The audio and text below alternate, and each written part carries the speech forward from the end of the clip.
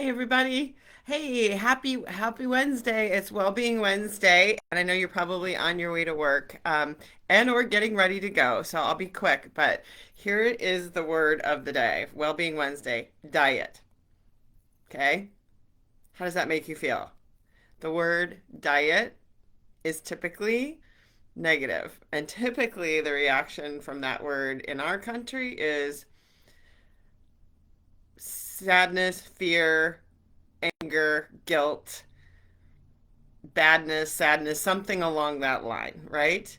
It's typically generally got a negative connotation. And I heard the best thing ever on our health class on Monday, and I have to share this with you quickly because it is so profound and it's going to stick with me forever. Diet is a diet. What we eat is a diet. Whatever we're eating, whether we're making good, healthy lifestyle choices or not, since I'm a healthy lifestyle, health and well-being and lifestyle coach.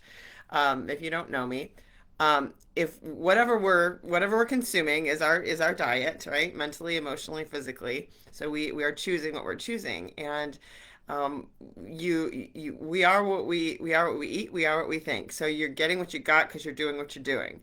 And this word has been redefined for me this week. And on my health class, I got a little graphic. I'll share it with you later. You probably can't see it. This is profound. Diet means deprivation invading every thought.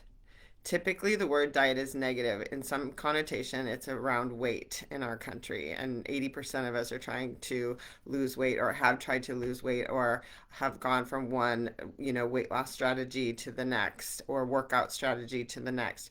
And the word diet actually implies deprivation and doom and gloom and failure and sadness and badness and madness and frustration and all the things. So deprivation invading every thought. Wow, right? But what if we flipped it? What if we flipped it and we thought about deprivation in a different way? What if we thought deprivation invading every thought? What if we thought about, instead of all of the negative past things or fears or fears or traumas that we've had in the past from repeated failures, what if we thought about what we're depriving our deprivation and what are we depriving ourselves of?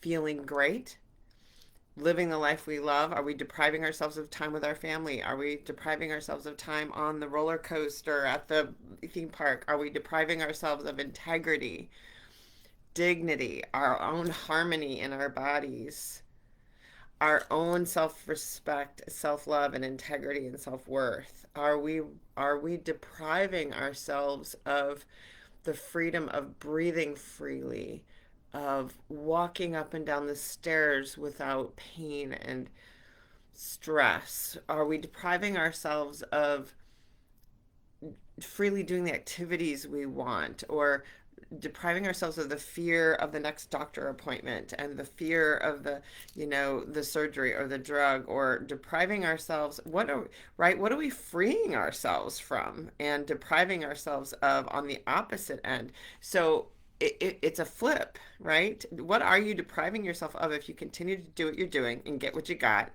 You're going to continue to do what you're doing and get what you got. What if you deprived yourself by doing something a little bit different? Instead of feeling like you're depriving yourself, you're doing different. You're just shifting or flipping the concept. And what are you giving yourself? What are you gifting yourself in exchange for um, saying no to something that isn't serving you, to changing up something that isn't working for you and that isn't giving you that vital, energetic, right, healthy life. So much I hear people just, they want energy. They're fatigued. They're exhausted. They're in pain all the time in one way or another. They're not feeling good in themselves or in their clothes. They're not, they don't want to go, shopping again, for things. It's really, it's really it's a very interesting concept. So I want to leave that with you today, and a list of things to think about. One thing to think about on Wellbeing Wednesday is, what are you really depriving yourself of? Right now, it's one thing to be able to do what you want to do, know what you want to do, why you want to do it, and then doing it. Two different things, like I talked about on Monday. But there's structure, strategy, support, safety, simplicity. There's all kinds of ways that are not rocket science, gang. There's nothing new under the sun.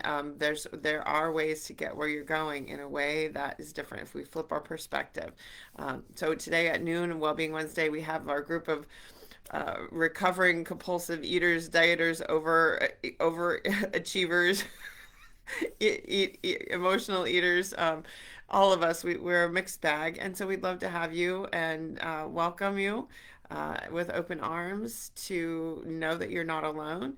And then we have the evaluation that's blowing our minds about our unhealthy patterns of thinking that keep us stuck doing the things we know we don't want to do but keep doing anyway. So let's end the insanity. Doing the same thing over and over, expecting a different result isn't working, and it's never going to work. So um, have courage to do something, even though you don't have confidence. Reach out and say, hey, tell me what you're doing there, because we've got a lot going on. And remember, if you have a fail, every setback, guys, is a setup for a comeback. I heard that this week too. A setback is a setup for a comeback. So I don't know about you, but I'm starting the year 2025 in February because January was just a bust for me completely. So I really now feel like I'm caught up and I can start fresh for 2025. So if anyone wants to start fresh in February fresh with me, we're going to actually do round two of the 28-day reset, I think. And there's a group of us that want to go around again. We got a little rough, we got some rough starts.